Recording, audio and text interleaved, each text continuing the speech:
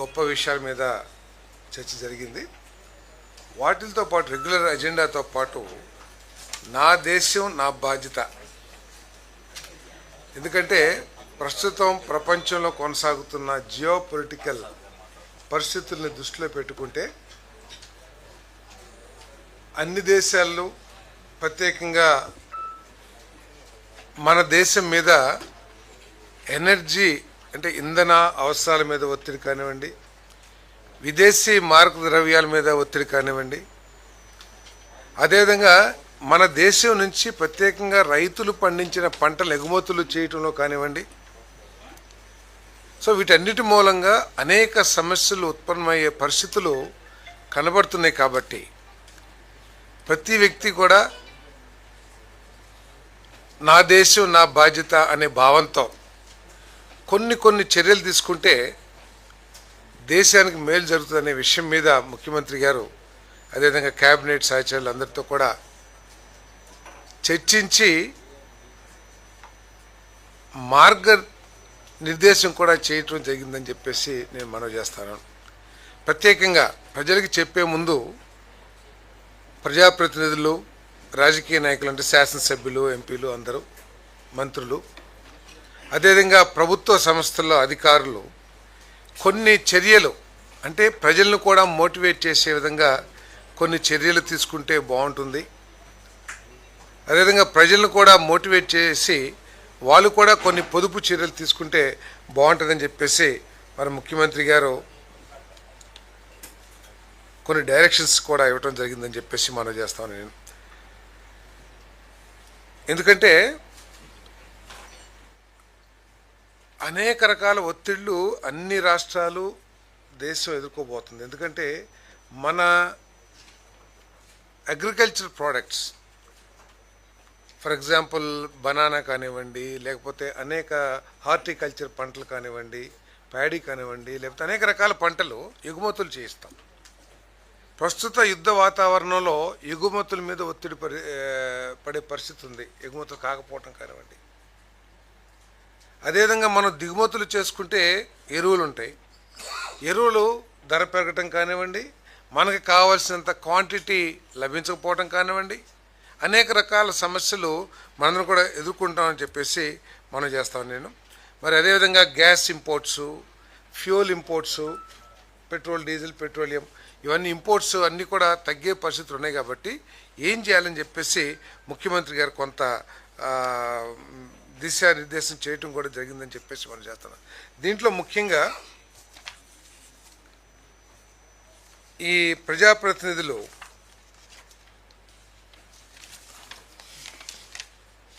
కాన్వాయ్లు, అదేవిధంగా ఎక్కువ వాహనాల్లో ప్రయాణించటం, అదేవిధంగా విదేశీ పర్యటనల్ని వీటన్నిటిలో కూడా తగ్గించుకోవాలని చెప్పేసి ముఖ్యమంత్రి గారు సూచించడం జరిగిందని చెప్పేసి మనం చేస్తాను నేను.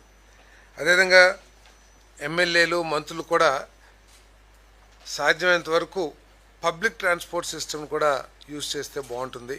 ఎందుకంటే ఒక మంత్రి గారంటే ఆయన కారు, తర్వాత సెక్యూరిటీ కారు, తర్వాత ఇంకొంతమంది పిఏలు, లేకపోతే అట్లా కొంత కాన్వాయ్ లాగా కాకుండా అవి తగ్గించుకుని సాధ్యమైనంత తక్కువ వాహనాల్లో వెళ్ళాలి.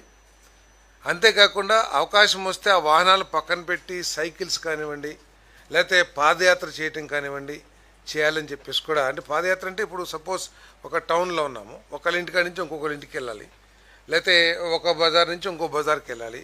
అక్కడ ఆ కొంచెం దూరం కూడా మనం కారులో వెళ్తాం. మనం కారులో ఎప్పుడైతే వెళ్తామో అన్ని కార్లు మన వెనకాల వస్తాయి, ఎస్కార్ట్ అన్నీ కూడా. సో అట్లా కాకుండా పక్కన బజారే కాబట్టి నడుచుకుంటూ వెళ్తాం. ఇవన్నీ కూడా మోడల్గా మనం అందరూ కూడా ఉండాలని చెప్పేసి ముఖ్యమంత్రి గారు సూచించడం జరిగిందని చెప్పేసి నేను మనవి చేస్తాను.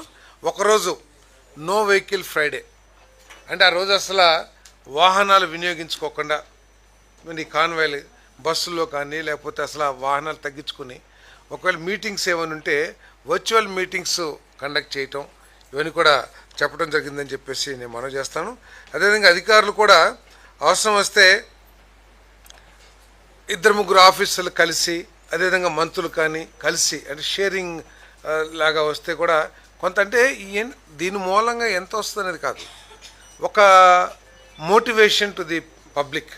అంటే దేశం క్రైసిస్లో ఉన్నప్పుడు మనందరం కూడా నిలబడాలి అనే స్ఫూర్తితో ఇవన్నీ కూడా డిస్కస్ చేయడం జరిగిందని చెప్పేసి నేను మనవి చేస్తాను. అదేవిధంగా వీక్లీ గవర్నమెంట్ డిపార్ట్మెంట్స్లో ప్రతి వారం కూడా ఎంత డీజిల్ వాడుతున్నాము, ఎంత ఖర్చు అవుతుంది, ఎన్ని కిలోమీటర్లు తిరిగే దాని మీద కొంచెం మానిటర్ పెట్టమని చెప్పి ఇంతకుముందు లేనిది కొంచెం చెక్స్ పెట్టమని చెప్పేసి చెప్పడం జరిగింది. ఒకవేళ కొత్త వెహికల్స్ ఏమైనా కొంటే అవన్నీ కూడా ఈవీ వెహికల్స్ కొంటే బాగుంటుందని కూడా సూచన చేశారు. ఈవీ వెహికల్స్ కొనడానికి ప్రయత్నం చేయమని చెప్పేసి కూడా చెప్పడం జరిగిందని చెప్పేసి మనం చేస్తాను. మరి ఇది ఐఎన్పిఆర్ శాఖ ద్వారా ఈ ఏదైతే చర్యలు ఉన్నాయో పబ్లిక్ని మోటివేట్ చేసే విధంగా సోషల్ మీడియా ద్వారా లేకపోతే పత్రికా ప్రకటనల ద్వారా టీవీ ప్రచారం ద్వారా వీటన్నిటిని కూడా ప్రజలకి చేరవేయమని చెప్పేసి కూడా చెప్పడం జరిగిందని చెప్పేసి నేను మనవి చేస్తాను. మరి step for the nation awareness campaign promoting walking and cycling. నాకు చెప్పేది కొంతమంది ముఖ్యమంత్రి గారు అవసరం వస్తే అందరం సైకిల్ మీద కూడా వద్దాం సెక్రటరియట్కి అంటే ఒక మోటివేషనల్గా వారు చెప్పడం జరిగిందని చెప్పేసి నేను మనవి చేస్తాను. మరి ఈవీ స్టేషన్స్ని ఎస్టాబ్లిష్ చేస్తానికి ఆ సంస్థలతో, ఎందుకంటే ఎప్పుడూ సంవత్సరంలో చేస్తాం 2 సంవత్సరాలు చేస్తామంటే కాదు, ఇప్పుడు క్రైసిస్ వచ్చే పరిస్థితులు ఉన్నాయి కాబట్టి ఈరోజు క్రైసిస్ వచ్చినా కూడా మనకి ఎటువంటి ఇబ్బంది లేకుండా పరిస్థితులు మనం క్రియేట్ చేసుకోవాలి. కాబట్టి ఈవీ స్టేషన్స్ ఎవరైనా ఇమీడియట్గా పెట్టేవాళ్ళు ఉంటే వాళ్ళకి ఇన్సెంటివ్స్ ఇచ్చైనా సరే వాళ్ళతో మాట్లాడమని చెప్పేసి కూడా చెప్పడం జరిగిందని చెప్పేసి నేను మనవి చేస్తాను. మరి ట్రాఫిక్ సిస్టమ్ దగ్గర కూడా ట్రాఫిక్ సిస్టమ్ రాష్ట్ర వ్యాప్తంగా ట్రాఫిక్ సిస్టమ్ అంటే ఈ సిగ్నల్ లైట్స్ ఉంటాయి కదా, అక్కడ ట్రాఫిక్ జామ్స్ లేకపోతే అక్కడ ఎక్కువగా ఐడ్లింగ్ ఇంజన్స్ అవన్నీ లేకోకుండా అక్కడ fast movement of the vehicles కూడా పోలీస్ డిపార్ట్మెంట్ కూడా తగు చర్యలు తీసుకోవాలని చెప్పేసి కూడా ముఖ్యమంత్రి గారు సూచించడం జరిగింది. అదేవిధంగా ఆర్టీసీ డిపార్ట్మెంట్ కూడా ఆర్టీసీ వారిని కూడా మరి ఏ విధంగా వారు ఖర్చు తగ్గించుకోగలరు, ఫ్యూల్గా ఖర్చు తగ్గించుకోగలరు, వారిని కూడా స్ట్రాటజీ ఇవ్వమని చెప్పేసి కూడా చెప్పడం జరిగింది. మరి ఏదైతే ఇప్పటికే కేంద్ర ప్రభుత్వం నుంచి మన రాష్ట్ర ప్రభుత్వం ఈవీ బస్సెస్ తీసుకోవాలని ఏదైతే చేశారో దాన్ని ఎక్స్పెడిట్ చేసి వెంటనే వచ్చే విధంగా కూడా మరి చర్యలు తీసుకోమని చెప్పేసి కూడా మనవి చేశారని చెప్పేసి మనం చేస్తాను. అదేవిధంగా కొన్ని హయ్యర్ క్లాసెస్ అంటే యూనివర్సిటీ క్లాసెస్ అటువంటి వాటిలో ఉంటే ఆన్లైన్ క్లాసెస్ చెప్పడానికి ఏమన్నా అవకాశాలు ఉంటాయేమో కూడా పరిశీలించమని చెప్పేసి కూడా చెప్పారు. అదేవిధంగా యూనివర్సిటీస్లో ఎడ్యుకేషన్ ఇన్స్టిట్యూషన్లో no vehicle chemical engine free days అంటే స్టూడెంట్స్ అందరూ చాలా బైక్స్లో వస్తుంటారు కదా, వాళ్ళ అట్లా అటువంటి రాకుండా ఒక 2 days నో బైక్స్, సో అటువంటి చర్యలు కూడా తీసుకోమని జరిగిందని చెప్పేసి మనం చేస్తాం. అదేవిధంగా గవర్నమెంట్ డిపార్ట్మెంట్స్లో కూడా వారానికి 2 రోజులు వర్క్ ఫ్రమ్ హోమ్ సిస్టమ్ని డెవలప్ చేయొచ్చేమో మరి పరిశీలించమని చెప్పేసి కూడా చెప్పడం జరిగిందని చెప్పేసి మనం చేస్తాను. అదేవిధంగా స్వదేశీ టూరిజం స్వదేశీ ప్రోడక్ట్స్ మనందరం కూడా హాలిడేస్ ఇవన్నీ కూడా హాలిడేస్ సమ్మర్లో అందరం ఇతర దేశాలకు వెళ్తాం లేకపోతే కూల్ ప్లేసెస్కి వెళ్తాం చేస్తూ ఉంటాం. సో విదేశీ ప్రయాణాలను తగ్గించుకొని అవసరమైతే పూర్తిగా ఆపేసి మన దేశీయ టూరిజం ఏదైతే ఉందో అక్కడికి మనం ప్రయాణాలు ప్లాన్ చేసుకుంటే బాగుంటుందని చెప్పేసి కూడా మనం చేశారు. ఈ ప్రజాప్రతినిధులు విదేశీ పర్యటనలు ఏదంటే వాటిని పూర్తిగా తగ్గించుకోమని కూడా చెప్పారని చెప్పేసి మనం చేస్తాను. అదేవిధంగా గోల్డ్ మీ అందరికీ తెలిసిందే ముఖ్యమంత్రి గారే, ఎందుకంటే దాదాపు కొన్ని 100 టన్నులు మనం బంగారాన్ని దిగుమతి చేసుకుంటున్న పరిస్థితుల్లో దాని గనక మనం దాని మీద మోజు కానివ్వండి లేకపోతే కొనాలనే ఆలోచనని మనం డిఫర్ చేస్తే అంటే తర్వాత కొందాంలేని కనుక ఇప్పుడు కనుక ఆగితే మన విదేశీ మారక ద్రవ్యం మీద భారం తగ్గిద్ది. ఎందుకంటే 800 టన్నులు బంగారు ఇంపోర్ట్ చేసుకుంటామంటే కొన్ని కోట్ల డాలర్స్ మన విదేశీ మారక ద్రవ్యం బయటికి వెళ్తుంది కాబట్టి దాన్ని సేవ్ చేయడానికి కొంచెం దాని మీద తగ్గించమని చెప్పేసి కూడా బంగారం కొనుగోలు మీద తగ్గించమని చెప్పేసి కూడా ఏదైతే ప్రధానమంత్రి గారు చెప్పారో ముఖ్యమంత్రి గారు కూడా దాని మీద ఇంకొకసారి చేస్తుంది. అదేవిధంగా ఇది సూర్యఘర్ కుసుమ్ ఏదైతే ఉన్నాయో ఎనర్జీ డిపార్ట్మెంట్ వారిని దాన్ని త్వరితగతిన ఇంకా స్పీడ్గా ఇప్పుడు ఏదో ఒక 2 లక్షల మందికి మాత్రమే సూర్యఘర్ కింద ఈ 1 kW 2 kW అవి పెట్టారు. ఈ ఇంకా స్పీడప్ చేయమని చెప్పేసి ఆ, దాని మీద చర్యలు తీసుకోమని, దానికి కావాల్సిన కాంపోనెంట్స్ తయారీదారులతో మాట్లాడి ఇంకా మ్యానుఫ్యాక్చరింగ్ పెంచి మా రాష్ట్రంలోకి మీరు సప్లై చేయాలని విధంగా కూడా సప్లై చైన్తో కూడా డిస్కస్ చేయమని చెప్పేసి కూడా చెప్పడం జరిగింది. అదేవిధంగా సిబిజీ ప్లాంట్స్ అంటే ఆల్టర్నేటివ్ ఫ్యూల్స్, అంటే ఫాసిల్ ఫ్యూల్స్ ఇవన్నీ ఏదైతే పెట్రోలియం ఏదైతే ఉన్నాయో వాటిని తగ్గించే విధంగా మన రాష్ట్రంలో ఫ్యూచర్ ప్లాన్స్ ఉండాలని చెప్పేసి కూడా చెప్పడం జరిగింది. సో నా దేశం నా బాధ్యత, దీనంతా కూడా పబ్లిక్లోకి ఎక్కువగా తీసుకెళ్ళమని చెప్పేసి ముఖ్యమంత్రి గారు మమ్మల్ని అందరూ కూడా ఆదేశించారని చెప్పేసి నేను మనవి చేస్తాను. ఎందుకంటే అన్నీ మంచి జరిగితే ఈ సమస్య రాకపోతే అందరూ హ్యాపీ, కానీ సమస్య కొనసాగినా కూడా ఉత్పన్నమయ్యే పరిస్థితులు ఎదుర్కొనడానికి మన సమాజం సిద్ధంగా ఉండాలి అనే ఉద్దేశంతో చెప్పారని చెప్పి, అంతేగాని ప్యానిక్గా ఏదో జరిగిపోతుంది స్టేట్మెంట్ ఇచ్చారు, గ్యాస్ సిలిండర్లు ఒక 10 సిలిండర్ కొనుక్కుందాం, లేకపోతే అన్ని కార్లన్నీ కూడా ఫుల్ చేసుకుందాం అంటే ప్యానిక్ పర్చేజ్ అక్కర్లేదు. ఇది ఓన్లీ ఒక ప్రికాషనరీ సజెషన్ అంతే. ఎందుకంటే ఈ అగ్రికల్చర్ ప్రొడక్ట్స్ మీద ప్రత్యేకంగా రేపు యూరియా ఉంది. యూరియా రైతులు కూడా ఆలోచించాల్సిన అవసరం ఉంది ఆల్టర్నేటివ్. ఎందుకంటే రేపటి నుంచి యూరియా తక్కువ ఉంది అది అని చెప్పేసి మాట్లాడనుకోండి, ఎందుకంటే ఇప్పుడే స్టార్ట్ అవుతుంది కదా సీజను, ఇప్పుడే రైతుల్లో కూడా ఎక్కువగా తీసుకెళ్ళమని చెప్పారు. కెమికల్ ఫెర్టిలైజర్స్ వీటన్నిటిని కూడా తగ్గించి, అంటే ఒక విధంగా మనం ఇంటర్నేషనల్ స్టాండర్డ్స్ నేషనల్ స్టాండర్డ్స్ కంటే కూడా ఎక్కువ కెమికల్ ఫెర్టిలైజర్స్, ఎక్కువ urea what ever it is, వాళ్ళు తప్పు పడతామని నేను చెప్పట్లేదు, కానీ ఎక్కువ రాబడిని సాధించడానికి ఎక్కువ కెమికల్స్ వాడుతూ ఉన్నాం. కానీ సాంకేతికంగా అది కరెక్ట్ కాదనేది శాస్త్రజ్ఞులు లేకపోతే అనేక రీసెర్చ్ రిజల్ట్స్ చెప్పినాయి. కాబట్టి ఇప్పుడు మన రాష్ట్రంలోనే ఒక జిల్లాకి వెళ్తే ఎకరానికి 2 బస్తాలు ఇస్తామండి అంటారు, ఇంకో పక్క జిల్లాలోనే ఒక 20-30 కిలోమీటర్ల దూరంలోనే మేము ఎకరానికి 3 బస్తాలు వేస్తామంటారు. సో ఎందుకు ఈ తారతమ్యం? అక్కడ వరి పంటే ఇక్కడ వరి పంటే. సో ఈ తారతమ్యం అలవాటును బట్టో లేకపోతే ఒక దీంతో వచ్చింది. కాబట్టి దీన్ని కొద్దిగా లాజికల్గా ఆలోచించి దీన్ని కెమికల్ ఫెర్టిలైజర్స్ లేకపోతే యూరియా ఇవన్నీ కూడా తగ్గించుకోవాలని రైతుల్లోకి ఎడ్యుకేట్ చేయమని చెప్పడం జరిగింది. వీటికి ఆల్టర్నేటివ్గా నానో యూరియా ఇవన్నీ కూడా వస్తున్నాయి, అవన్నీ కూడా ఈక్వల్ రిజల్ట్స్ చూపిస్తాయి. సో కాకపోతే ఏంటంటే అది అలవాటు పడక మనం దాన్ని అడాప్ట్ చేయలేకపోతా ఉన్నాం. సో రైతుల్లో ఎక్కువగా దీన్ని తీసుకెళ్ళి, ఎందుకంటే ఇప్పుడు డ్రోన్స్ కూడా ఉన్నాయి కాబట్టి నానో యూరియా చాలా ఈక్వల్గా పొలం అంతా కూడా డిస్ట్రిబ్యూట్ చేయడానికి అవకాశం ఉంటుంది. కాబట్టి రైతులు కూడా ఆలోచించమని చెప్పేసి కూడా రిక్వెస్ట్ చేస్తాను. ఇప్పుడు స్టేట్ ఓన్ ట్యాక్స్ రెవెన్యూలో పెట్రోల్ డీజిల్ చాలా కీలకమైనవి. రెవెన్యూ మీరు తీసుకుంటున్న ఈ పొదుపు చర్యల వల్ల పెట్రోల్ డీజిల్ మీద వచ్చే ఆదాయం గణనీయంగా పడిపోయే ప్రమాదం ఉంది కదా సార్. ఇది మనం క్రైసిస్ వచ్చినప్పుడు దాన్ని ఎట్లా ఎదుర్కోవాలని చూడాలి తప్పితే మన ఆదాయాలు తగ్గుతాయా పెరుగుతాయా. ఇక్కడ ఆదాయాలు తగ్గినా కూడా అక్కడ విదేశీ మార్గద్రవ్యాలు తరిగిపోయినాయి అనుకోండి, మనకి అవసరమైన వస్తువులను ఇంపోర్ట్ చేసుకోవాలని పరిస్థితులు ఉంటాం. సో భారతదేశం మనం ముఖ్యం, భారతీయుల ముందు. సో ఇక్కడ ఆదేశం ఇప్పుడు అందుకేనే కదా ఈరోజు ఇంకా నెక్స్ట్ చెప్తాను ఎన్ని మంచి పెద్ద పెద్ద ఇన్వెస్ట్మెంట్స్ ఈ రాష్ట్రంలో రాబోతున్నాయో.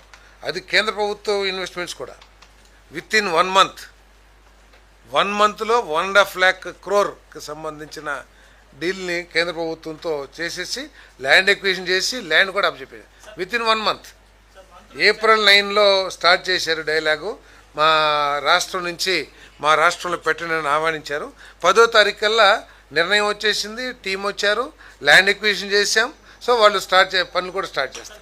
సో ఆ విధంగా ఆదాయాలు పెంచుకోవడానికి ప్రయత్నం చేయాలి చెప్తే ఈ క్రైసిస్లో మన ఆదాయాన్ని చూసుకుంటే మన దేశ బాధ్యత కూడా నా దేశం నా బాధ్యత. అదే నేను చెప్పేది. ఇది అన్నీ కూడా ప్రత్యేక విమానం అనే ఒక పేరు అక్కర్లా, అందరూ కూడా విదేశీ ప్రయాణాలు బస్సుల్లో ఆఖరికి సైకిల్ మీద కూడా వెళ్దామని ముఖ్యమంత్రి గారు చెప్పారంటే అవన్నీ కూడా చర్యలు తీసుకుంటారు. నేను చెప్పేది అదే సార్, వాడాం. అవకాశం ఉన్నప్పుడు ఇబ్బంది లేనప్పుడు ఫాస్ట్గా రిజల్ట్స్ సాధించడం కోసం రకరకాలుగా చేస్తాం. ఒకప్పుడు అందరం బస్సులోనే వెళ్ళేవాళ్ళం, ఇప్పుడు అందరూ ఫ్లైట్స్లోనే వెళ్తున్నాం లేదా. కాబట్టి మీరు ఏదైతే స్పెషల్ ఫ్లైట్స్ ఏదైతే ఉన్నారో అది తప్పకుండా ఈ ఈ క్రైసిస్లో తప్పకుండా వాటిని తగ్గించుకుంటాం. సెల్ఫ్గా మనం నిర్ణయం తీసుకోవాలని చెప్పేసి కూడా ముఖ్యమంత్రి గారు చెప్పారని చెప్పి చెప్పారు. ఎస్ ఎస్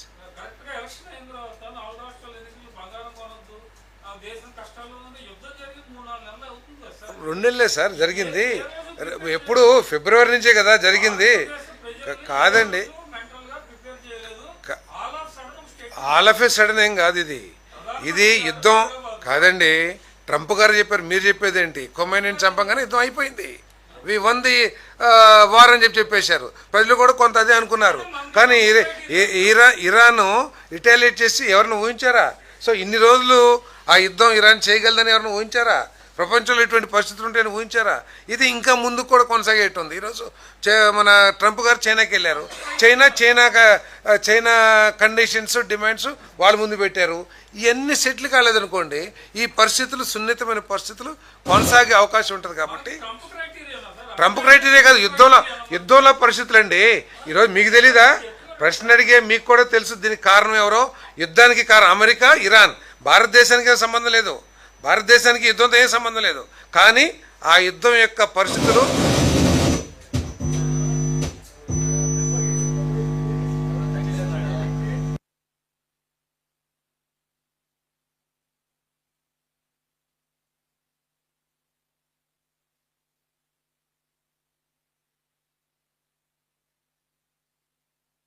కలిగిన ప్రభుత్వం మన చుట్టుపక్కల జరుగుతున్న పరిస్థితుల గురించి మనం అవగాహన చేసుకుంటూ ప్రజలకి మార్గనిర్దేశం చేయటం ఒక బాధ్యత కలిగిన ప్రభుత్వం యొక్క విధి.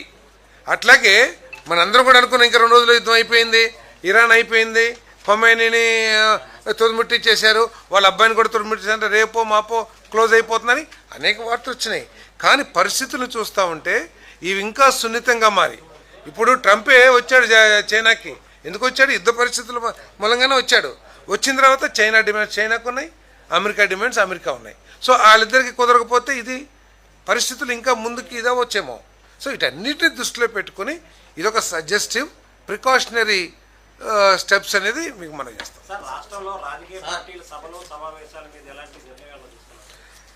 రాజకీయ మీటింగ్లో పొలిటికల్ మీటింగ్ జరిగింది. ఇది క్యాబినెట్ మీటింగ్ కాబట్టి ఇది అన్నాను వాటి మీద క్యాబినెట్ మీటింగ్ కాబట్టి పరిపాలనకు సంబంధించి ప్రభుత్వం తరపు నుంచి తీసుకోవాల్సిన నిర్ణయాల గురించి చర్చ జరిగింది. పొలిటికల్గా నిర్ణయం తీసుకుంటారు పొలిట్ బ్యూరోను లేదా ఏ పార్టీల యొక్క అధినాయకత్వం వాళ్ళు నిర్ణయాలు తీసుకుంటారు. అదే అదేనండి, అన్ని పార్టీలు కూడా వారి వారి అధినాయకత్వాలు నిర్ణయాలు తీసుకుంటే